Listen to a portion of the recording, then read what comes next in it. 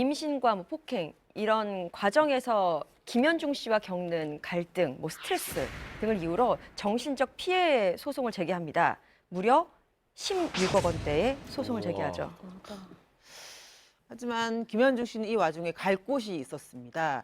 그 최 씨와의 갈등을 좀 매듭짓지 못하고 2015년 5월 12일 군입대를 하게 됩니다. 당시 군입대 했을 때 김현중 씨 표정이 정말 무너져 내리는 듯한 표정. 정말 그렇죠. 표정 해결하지 않고 맞아요. 들어가야 되는 상황이죠. 그 표정이 되게 화제가 됐었어요. 여러분들은 어떻게 생각하시나요? 그 전 여자친구 최 씨의 16억 원 손해배상 청구 소송. 아니 뭐 금액이 위자료 금액이 아니면 어마무시하네요. 16억 원. 제가 16억이면 네. 말도 안 나와. 보면요, 16억 원 중에 10억 원은 임신에 관한 정신적인 피해 보상입니다.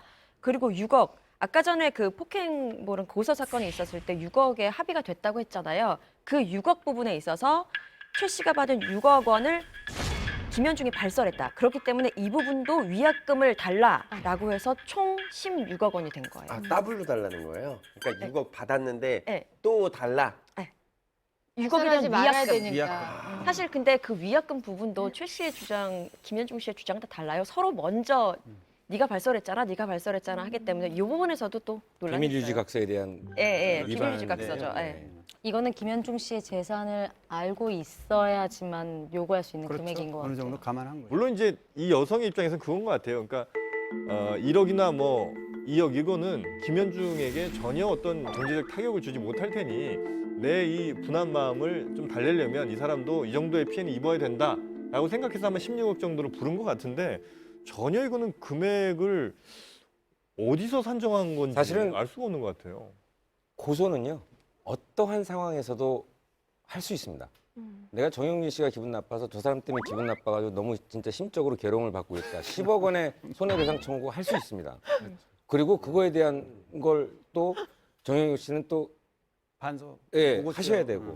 그러니까 뭐 고소에 대한 거는 뭐 하면은 어쩔 수 없이 받아들여야 될 수밖에 없는 현실인데 과연 10억에 6억에 대한 위약금 예, 이게 이제 사실은 올바른 것인가, 금액에 대해서는 어떤 것인가, 이런 부분이 김현중 씨 입장에서는 참 많이 답답한 상황을 계속해서 겪고 있다라고 봐야 될 것 같습니다. 아니 근데 사실 민사를 누가 봐도- 민사를 이렇게 세게 걸어버리면은 인지대도 꽤 나올 거거든요. 많이 나오죠. 근데 그런 것들이 사실은 맞아. 이게 이제 1,000억을 걸어도 되긴 돼요. 근데 인지대가 꽤 비싸기 때문에. 근데 인지대가 10억 이상이면 아마 그 가격은 동일할 동일하는 걸로 알고 근데 있습니다. 애초에 제가 봤을 땐 몇 억대를 걸었다는 것 자체는 아까 말했던 전략 전술적인 부분도 있겠지만은 아까 좀 얘기했듯이 상대에게 좀 타격을 주겠다라는 타격을, 거지. 예. 좀 아니, 강해 저는 보이는 건 사실이에요. 타격도 타격인데 이거 자체로가 메시지인 거죠. 그만큼 나에게는 이게 큰일이고 나는 김현중한테 큰 피해를 입었다라고 말하고 싶을 때 10억을 걸었을 때와 1억을 걸었을 때 자신의 메시지가 어떻게 보이는지를 좀 더 신경 썼던 그런 배팅이 아니었을까 하는 생각은 들어요. 사실 김현중 씨 같은 경우 WS 501 이후에 가수로서나 또 뭐 꽃보다 남자 그게 뭐 간격시대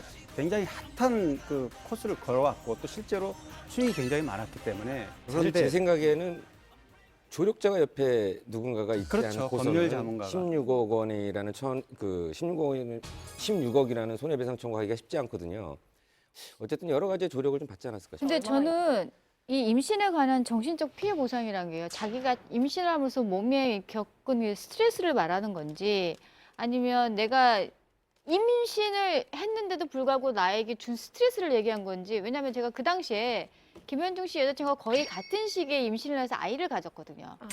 그렇기 때문에 저는 거의 저랑 같은 상황이면 약간 오는데 요 시기 때는 사실 아이가 이제 잉태가 돼서 약간 젤리곰 형태이기 때문에 모성애가 생길 만큼 아이가 뭐 태동을 준다든가 이 정도까지는 아니에요.